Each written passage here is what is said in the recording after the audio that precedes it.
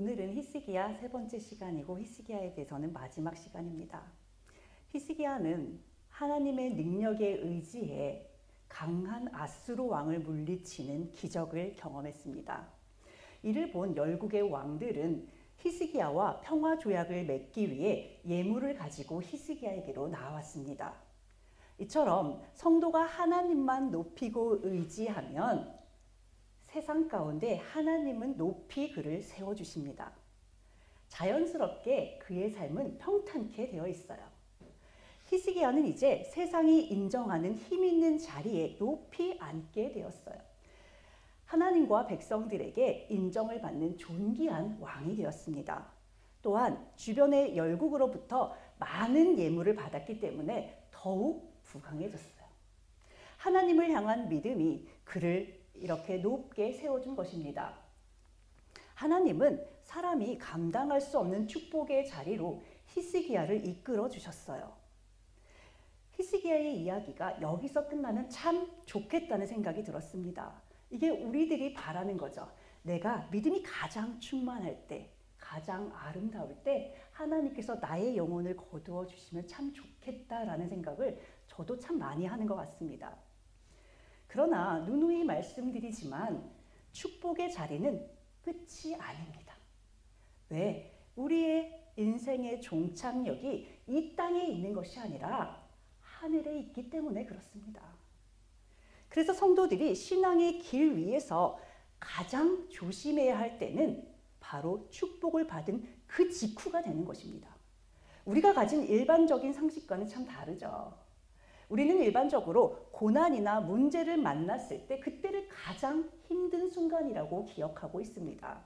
그런데 우리의 삶을 면밀하게 들여다보면 꼭 그렇지만은 않다는 것을 발견할 수 있어요.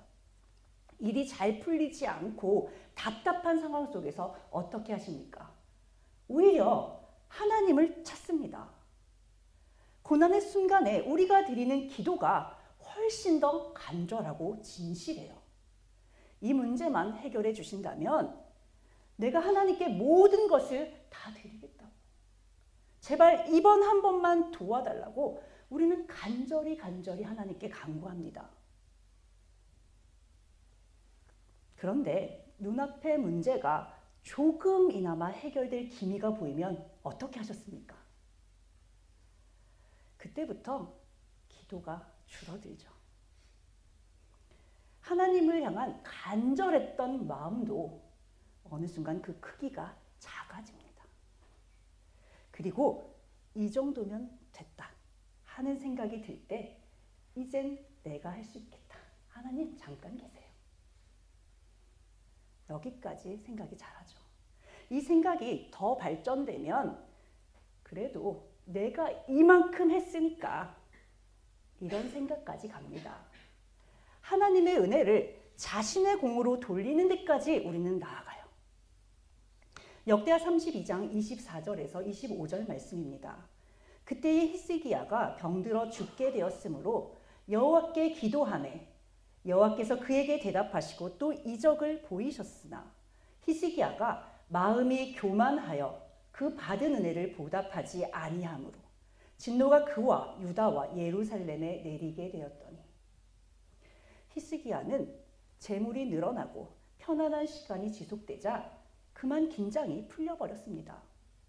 사람들에게 높임을 받게 되니까 스스로 높은 자리에 자신을 두기 시작했어요. 이것이 바로 교만이고 교만은 패망의 선봉장입니다. 교만한 마음은 하나님보다 자신의 생각을 앞세우는 자리까지 사람을 이끌어가요. 자신의 의가 하나님보다도 앞서 있지만 그조차도 알아차리지 못할 정도로 우둔해지게 하는 것, 이것이 바로 교만이 가진 힘입니다. 그러므로 교만은 성도가 하나님께로 나아가는 데 있어 가장 큰 걸림돌입니다. 반면 사탄은 어떨까요? 인간의 교만한 마음을 디딤돌로 삼아 사람을 충동질합니다. 히스기야가 하나님이 주신 것을 자신의 것으로 여기며 그 자리에서 하나님을 드러내지 않는 것, 사탄이 가장 먼저 알아요. 좋았어. 여기서 이제 사탄의 역사가 시작되는 것입니다.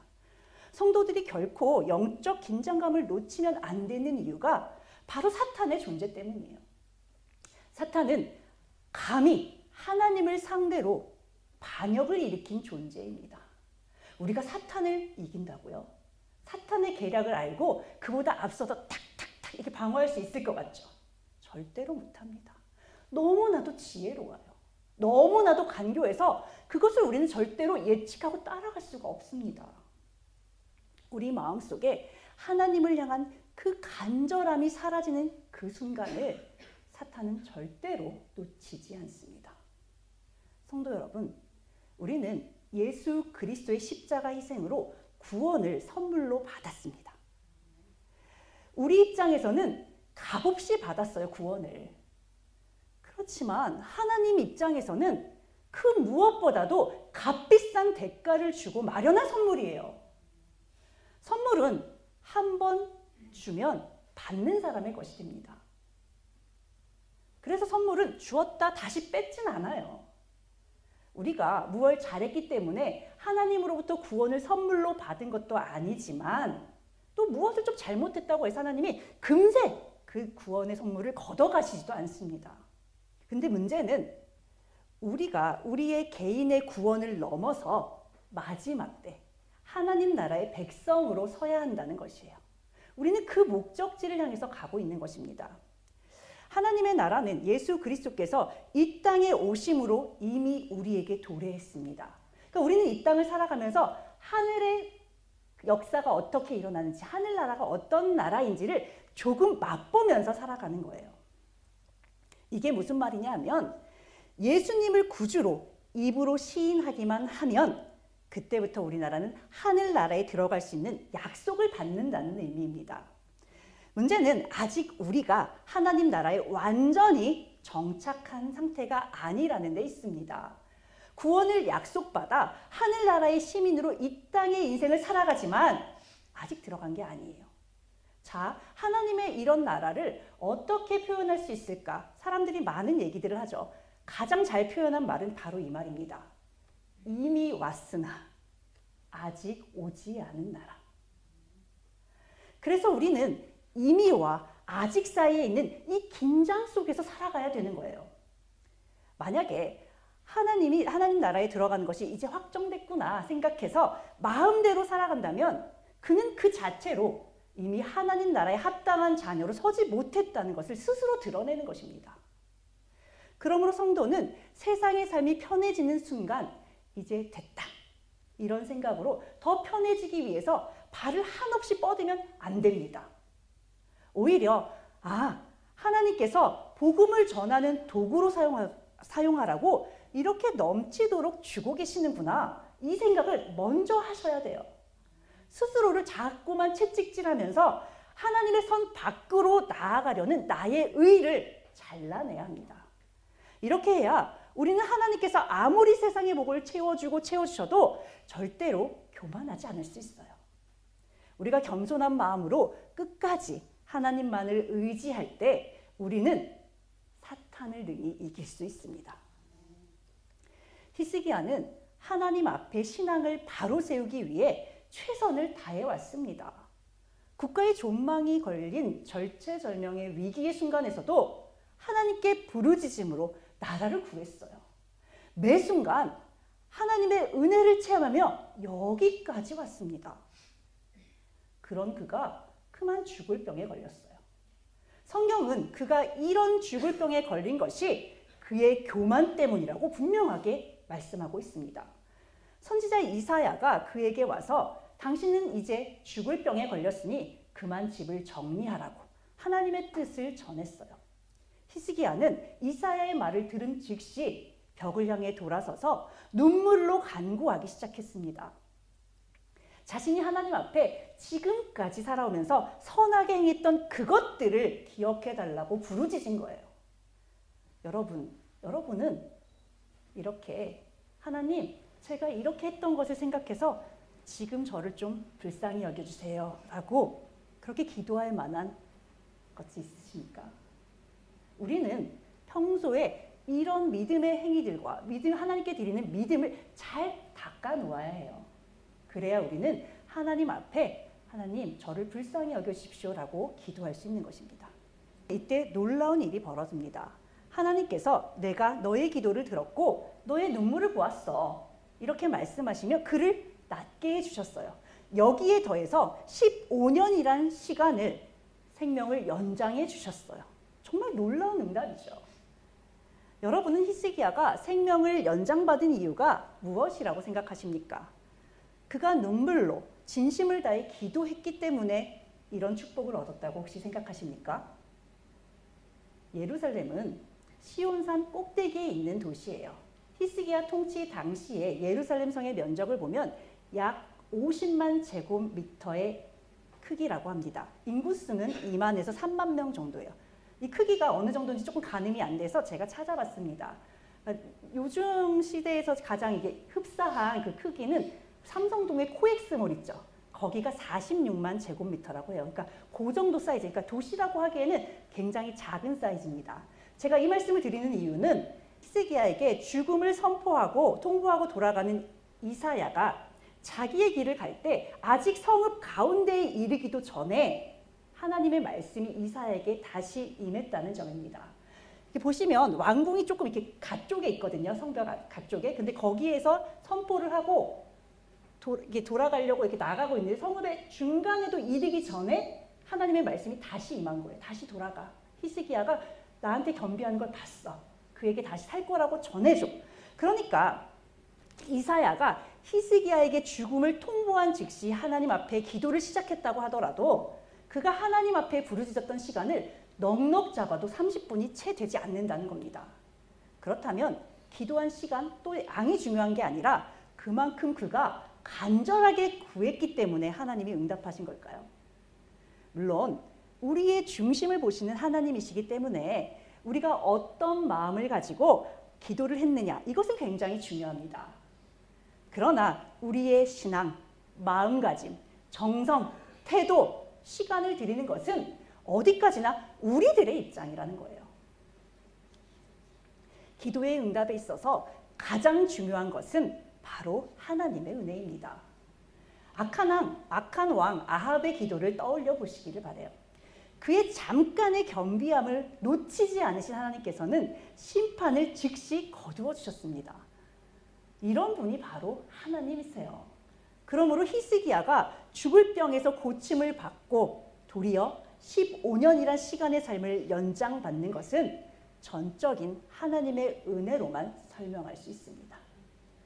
자, 만약 여러분께서 지금 당장 죽을 위험에 처해 있는데 하나님께서 여러분의 생명을 건져주시면서 그것도 모자라 15년의 인생을 더 줄게 이렇게 말씀하신다면 여러분은 어떤 마음이 드실 것 같습니까? 정말 감사하게도 제가 이걸 생각해 보니까 우리 교회에는 이미 히스기야와 같이 하나님께서 은혜로 허락하신 시간을 살아가고 계신 분들이 많더라고요. 참 감사했습니다. 그런데 과연 이 자리에 계신 그 몇몇 분들만이 하나님의 아주 특별한 은혜를 경험하신 걸까요? 아니죠. 우리 모두는 그리스도의 희생으로 영원한 사망의 물에 빠져 있다가 영원한 생명으로 건짐을 받은 사람들입니다. 하나님의 자녀로 살아가는 인생은 히스기야가 새롭게 얻은 15년이라는 그 삶과 마찬가지로 하나님의 은혜로 덤으로 살아가는 인생인 것입니다. 히스기야는 15년의 생명의 연장과 함께 예루살렘을 아수르의 손에서 완전히 구해주시겠다는 그런 약속도 받았습니다. 히스기야가 믿음의 자리로 돌이키는 듯이 보이자 하나님은 그의 인생의 문제뿐만 아니라 나라의 어려움까지도 단번에 해결해 주셨어요. 이로써 히스기야는 다시 한번 기회의 시간을 얻었습니다. 이처럼 하나님이 히스기야에게 은혜를 허락하신 이유는 다윗과의 언약을 지키시기 위해서예요. 히스기야의 삶과 상관없이 유다의 왕들의 삶과 상관없이 하나님과 다윗의 언약은 그들 옆에 이렇게 잔잔하게 흘러가고 있습니다. 그 약속 안에는 다윗의 후손들이 다윗처럼 하나님 앞에 정직하게 행하면 그들을 축복해 주시겠다는 하나님의 다짐이 들어있어요. 안타깝게도 많은 왕들이 그 언약에 충족하지 못했습니다. 그런데 하나님은 그 약속을 지키시기 위해서 계속해서 보고 계시는 거예요. 그러니까 왕들이 조금이라도 이렇게 돌이키려고 이렇게 하는 모습을 보면 어이구 잘했네, 그래 맞아 그거야 하면서 이 축복의 자리로 그를 굳이 끌어다 앉히는 거예요. 이것이 축복과 응답의 비결입니다. 이와 마찬가지로 하나님은 지금도 성도들을 위해 자신의 목숨을 버리신 그리스도의 사랑 때문에 죄인인 우리들을 끝없이 용서해 주고 계십니다. 하나님께서 우리의 기도에 응답해 주시는 것은 우리에게 이미 약속하신 구원을 이뤄가시는 하나님의 신실함 때문입니다. 하나님의 신실함과 은혜의 결과가 우리에게는 축복이라는 모습으로, 기도의 응답이라는 모습으로 드러나는 것뿐이에요. 그렇다면 이제는 우리가 하나님께 이런 큰 은혜를 받은 자들로서, 또 용서를 받은 자들로서 세상에 나아가 하나님의 은혜와 자비를 보여줄 차례입니다. 우리는 하나님의 일을 하십시오, 하나님의 일 이러면 너무 거창한 것부터 생각합니다. 제자들처럼 내 삶을 다 팽개치고 다 버리고 나가야 되나? 내가 목회자의 길을 걸어야 되나? 이런 생각부터 하세요.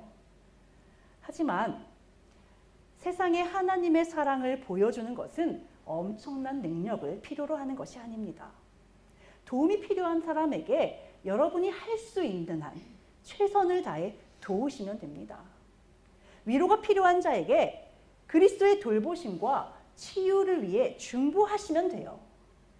기회가 있을 때마다 하나님이 없는 공허함에 시달리는 세상 사람들에게 복음의 진리를 전해주시면 그걸로 충분한 것입니다.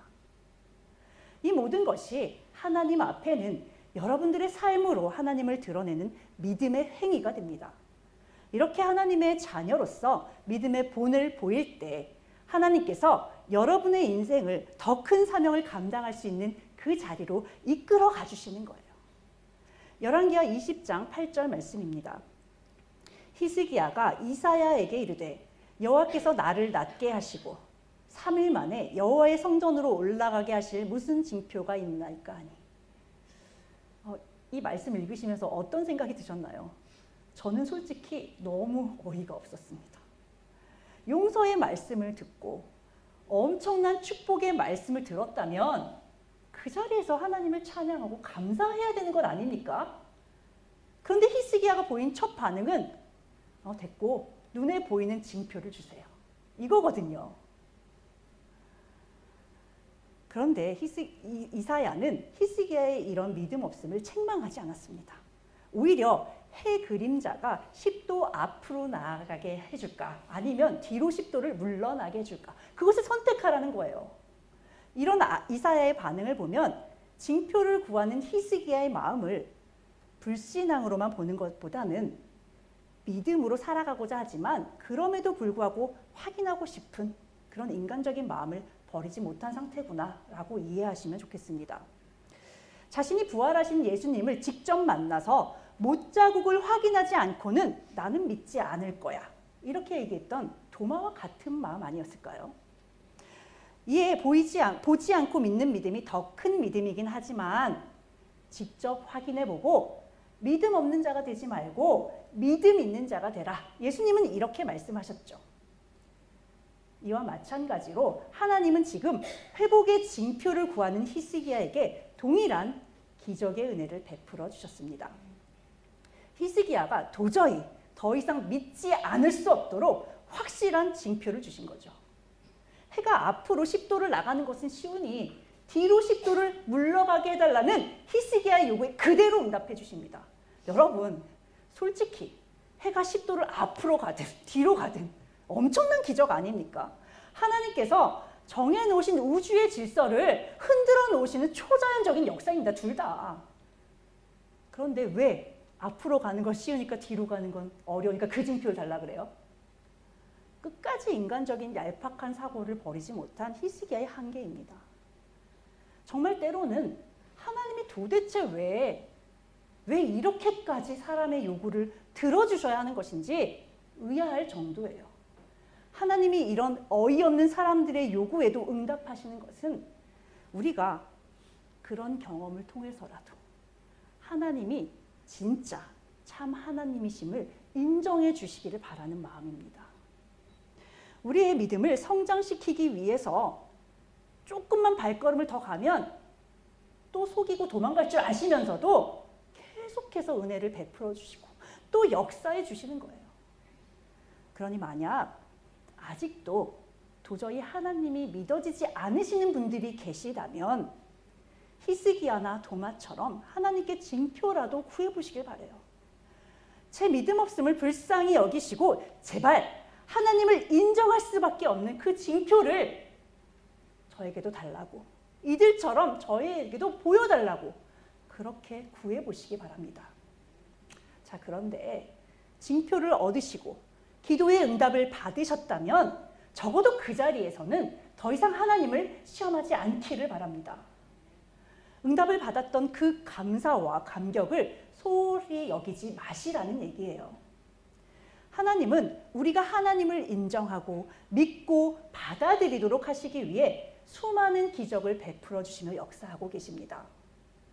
즉각적인 응답을 주시기도 해요. 이렇게 역사하시는 이유는 도마에게 못자국에 손을 넣어보고라도 믿음 있는 자가 되라는 예수님의 마음과 동일합니다. 하나님은 우리를 믿음의 자리로 이끌어 가시기 위해 끊임없는 사랑을 주셨습니다. 이제 그 크신 사랑을 받은 우리가 하나님을 사랑하는 자리로 나아가는 것, 그것이 우리에게 남은 몫이에요. 역대하 32장 31절 말씀입니다. 그러나 바벨론 방백들이 히스기야에게 사신을 보내어 그 땅에서 나타난 이적을 물을 때에 하나님이 히스기야를 떠나시고 그의 심중에 있는 것을 다 알고자 하사 시험하셨더라. 하나님께서 히스기야의 죽을 병을 고쳐주신 그때 마침 바벨론의 왕이 보낸 사절단이 도착합니다. 바벨론의 왕이 사절단을 보낸 이유는 히스기야가 죽을 병에 걸렸다는 소식을 들었기 때문이에요. 이에 히스기야는 자신이 가지고 있는 모든 것을 열어 그들에게 보여주었습니다. 성경은 그가 어떤 마음으로 이런 행동을 한 것인지 정확하게 기록하고 있지는 않습니다. 다만 하나님께서 이 일을 행하신 것은 그의 심중에 있는 진심을 알고자 시험하시기 위해서였다라고 기록하고 있어요. 성경은 또한 히스기야의 행동이 교만이었다 이렇게 콕 집어서 이야기하고 있지도 않습니다. 그러나 이어지는 이사야 선지자와의 대화를 통해 그의 진심을 달아보시고자 하는 하나님의 시험에 그가 불합격했다는 사실을 알 수 있어요. 먼저 이사야는 이 사람들이 무슨 말을 했으며 어디서부터 왕에게 온 것이냐 이렇게 물었습니다. 히스기야는 먼 지방에서 왔다 이렇게 대답을 했어요. 멀리서 왔으니까 유다를 공격하지 않을 것이라는 인간적인 계산을 마친 상태에서 그들과 화친을 맺고자 했던 히스기야의 속내가 이 한마디에 들어있는 거예요. 먼 곳에서 왔다. 그러니까 괜찮다. 이거죠. 그리고 무엇을 보여주었냐는 말에 자신의 궁에 있는 모든 것을 열어서 보여주었다는 대답을 합니다. 자, 지금 바벨론의 사신들이 예루살렘에 온 이유는 히스기야가 죽을 병에 걸렸다는 소식을 들었기 때문입니다. 그런데 정작 이들이 예루살렘 성에 와서 본 것은 죽을 병에 걸린 히스기야가 아니라 회복하여 강건한 히스기야였어요. 그렇다면 이때야말로 히스기야가 하나님을 증거하기에 가장 알맞은 때입니다. 그러나 히스기야는 그렇게 하지 않았어요. 이런 히스기야의 모습을 통해 교만이란 어떤 특정한 행동에 국한된 것이 아니라 하나님보다 다른 것을 의지하고자 하는 우리의 마음 상태라는 것을 알 수 있습니다. 하나님께 눈에 보이는 징표를 구했던 히스기야는 하나님의 은혜로 보이지 않는 하나님의 역사를 직접 눈으로 보았습니다. 그토록 큰 사랑을 받은 히스기야는 이제 보이지 않는 하나님을 세상에 드러내야 할 사명을 가지게 되었어요. 그러나 그는 눈에 보이는 징표를 구했던 그 자리에 여전히 머물러 있었습니다. 내가 이만큼 은혜를 받은 사람이야. 이거를 보여주려는 거예요. 그러니까 다 낱낱이 그들이 요구하지도 않는데 활짝 열어서 보여주는 겁니다. 보이지 않는 하나님의 역사보다 보이는 것을 더 붙잡고 싶은 인간적인 마음에서 벗어나지 못한 거죠. 이런 그의 불완전한 믿음은 결국 그의 발목을 잡고 말았습니다. 왕위에 오르자마자 하나님을 향한 그 신앙을 회복하는 것이 먼저라는 것을 알았고 종교개혁을 단행할 정도로 그렇게 지혜롭고 결단력 있던 히스기야는 도대체 어디로 간 걸까요? 그의 분별력은 욕심과 자랑과 정욕에 묻혀버렸습니다. 하나님을 전해야 할 그 자리에서 하나님을 전하지 못하고 자기 자랑만 내세울 정도로 미련한 자가 되어버렸어요. 이런 히스기야에게 이사야 선지자는 다시 하나님의 말씀을 전했습니다. 열왕기하 20장 17에서 18절에 이르기를 날이 이르니 왕궁의 모든 것과 왕의 조상들이 오늘까지 쌓아두었던 것이 바벨론으로 옮긴 바 되고 하나도 남지 않을 것이며 또 왕의 몸에서 날 아들 중에서 사로잡혀 바벨론 왕궁의 환관이 될 것이라. 무시무시한 심판의 말씀이 히스기야에게 전해졌습니다. 이 예언은 선포된 지 약 90년 뒤인 기원전 586년 예루살렘이 멸망하면서 성취되었습니다. 하지만 정작 심판의 예언을 들은 히스기야는 그 자리에서 회개하지 않았어요. 자신이 죽을 병에서 고침을 받은 것이 하나님의 역사라면 이토록 무서운 심판의 말씀 역시 반드시 성취될 거라는 것을 깨달아야죠. 알아야죠. 그리고 그 자리에 즉시 엎드려 하나님 앞에 회개하는 것이 그가 할 수 있는 유일한 반응이자 최선의 반응입니다. 그러나 이토록 두려운 심판의 말씀을 들은 그의 반응이 어땠어요? 어이없게도 이 일이 지금 당장 일어나지 않고 훗날 일어날 것이니 하나님은 선하시다. 하나님을 찬양하는 겁니다. 하나님께서 자신의 손으로 친히 세우신 이 나라를 하나님 손으로 스스로 허물어뜨리신다는데 하나님이 선하시다는 말이 가당키나 합니까? 하나님의 마음을 몰라도 너무 모르는 말이죠. 아니 후손들이 포로가 되어서 고통을 당할 것이라는데 자신이 사는 동안은 평안할 것이니 괜찮다는 게 이게 정상적인 생각이냐고요. 오직 자신만 괜찮으면 된다는 이기적인 생각, 이것이 곧 사탄의 생각 아닙니까? 이처럼 교만은 하나님의 지혜를 가려 판단력을 흐려지게 합니다. 만약 히스기야가 하나님께 생명을 연장받은 그 자리에서 전처럼 하나님의 이름을 높이고 믿음으로 나라를 이끌어갔다면 어땠을까요? 하나님은 15년의 시간이 아니라 그가 더 장수할 수 있도록 복의 복을 더해 주셨을 것입니다. 하지만 히스기야는 내 눈으로 보는 것만 믿겠다는 그 신앙에 머물러 있었습니다. 자신의 눈에 심판은 아직 보이지 않아요. 자신이 사는 동안은 태평성대입니다. 그럼 도대체 무슨 걱정이 있냐는 것이죠. 이런 히스기야의 안일함은 하나님을 믿는 믿음으로 세상이 줄 수 없는 평안함을 누리는 것과는 완전히 차원이 다른 것입니다. 여러분, 이 차이를 우리가 알아야만 우리는 히스기야와 동일한 실패를 반복하지 않을 수 있습니다. 지금 그는 자신의 세대에 평안할 것, 또 15년의 삶을 연장받은 보이는 결과를 놓고 안심하고 좋아할 때가 아니에요. 하나님과 이미 너무나도 멀어진 자신의 이 영적 상태에 대해서 두려움을 가져야만 합니다. 하나님과의 관계가 끊어진 상태에서 15년이 됐든 50년이 됐든 연장된 시간이 무슨 의미가 있어요? 하나님의 사랑과 은혜가 없이 더해진 15년의 시간이란 그의 인생에서는 이미 어둠뿐입니다. 히스기야가 하나님의 축복으로 선물 받은 인생의 마지막 15년을 어떻게 살았는지 성경은 침묵하고 있습니다. 알 수 없어요. 그런데 그의 뒤를 이어 왕이 된 므낫세가 12살에 왕이 되었다고 해요. 그렇다면 그는 이 연장된 15년의 기간 가운데 므낫세를 낳았다는 것을 알 수 있습니다. 그런데 므낫세가 어떤 왕입니까? 남유다의 멸망을 앞당긴 사람으로 평가를 받을 정도로 남유다 역사상 가장 악한 왕이 바로 므낫세예요. 므낫세의 이름은 망각하게 하는 자다라는 뜻이 있습니다. 요셉이 애굽에서 얻은 첫째 아들의 이름과 같아요. 요셉은 자신의 노예 생활과 감옥 생활 등 자신의 아픔을 잊게 하신 하나님의 은혜를 기리기 위해서 자신의 첫 아들의 이름을 이렇게 지었습니다. 나의 모든 슬픔과 모든 아픔을 하나님께서 망각하게 해주셨다.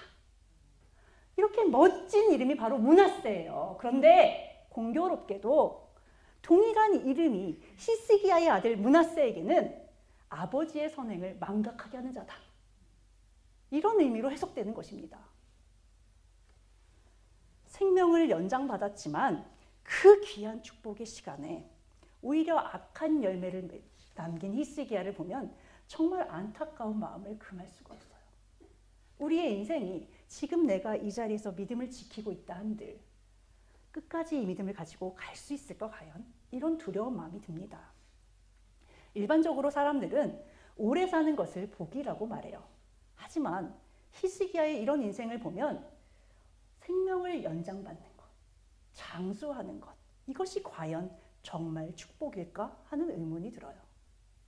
오래 사는 것, 그것은 그 자체로는 축복이 될 수 없습니다. 하나님과 함께 오래 살아야죠. 짧더라도 하나님만 의지하는 삶을 살아야 됩니다.